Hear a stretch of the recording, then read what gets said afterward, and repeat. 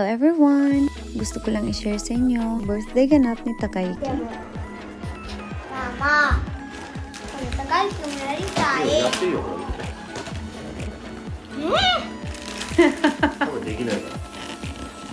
Walang pambumba.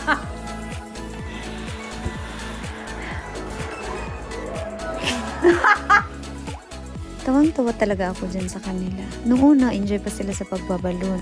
Pero, nang tumagal, nagyaw-yaw na sila kasi ba't di daw kami bumili ng pambomba? Ang sakit na kasi ng bunganga nila. Dami pa namang balloons. Pero salamat naman at tinapos. Kaya nakabit ko na. Ginawa pala namin to Saturday night. Para pagkalinggo, mamalingki na lang kami. Ito lang talaga ang gusto ni Takayuki. May mga balloons at saka yung friends niya pupunta daw. Sabi ko sa kanya na mamasyal na lang kami at kakain sa labas. Pero ito talaga yung request niya. Pagkatapos ko magkabit, ayan binalot ko na ang ginisa kong gulay kanina. Para malagay ko lang sa ref. Isa din ito sa mga gusto niya yung lumpiang gulay. Para kinabukasan, ipiprito ko na lang. First time ko magluto lahat at mag-prepare para sa birthday niya. At alam ko sa sarili ko na limited lang talaga yung alam ko lang lulutuin. Kaya kung ano lang yung pwede ko maluto, yun na lang ang gagawin. Ito na nga lahat ang aking nabalot na lumpia. Lalagay ko lang siya sa ref. At nung nakaraang gabi din ako nakapag-marinate ng manok para mas kakapit pa ang lasa niya. So ayan, kinabukasan, habang si Takayuki nasa school, dahan-dahan na akong nag-prepare. So itong una kong niluto ay spaghetti. Dahil pagka-uwi nila galing sa school,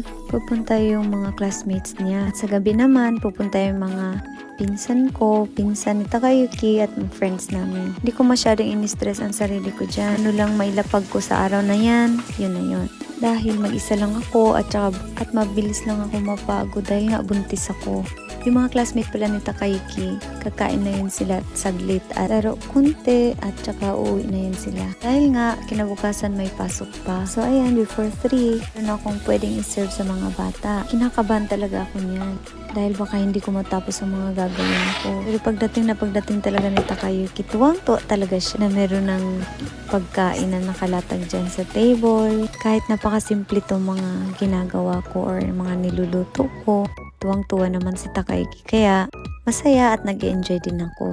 Kaya ayan na nga, dumating ng mga bata at saka isa kong friend na Japanese at saka si Ate May. Una na silang kumain dyan at yung mga bata naman nag-enjoy naglaro. So pagkadating ng pinsan ko at mga anak niya, ayan, nag-blow na ng cake si Takayuki.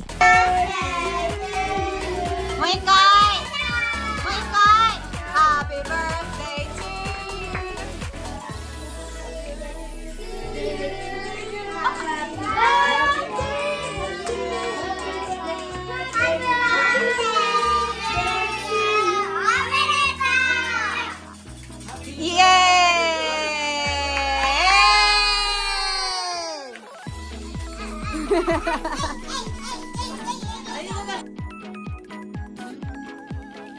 So ayan, dumating ng ibang kapamilya at bisita ni Takayuki.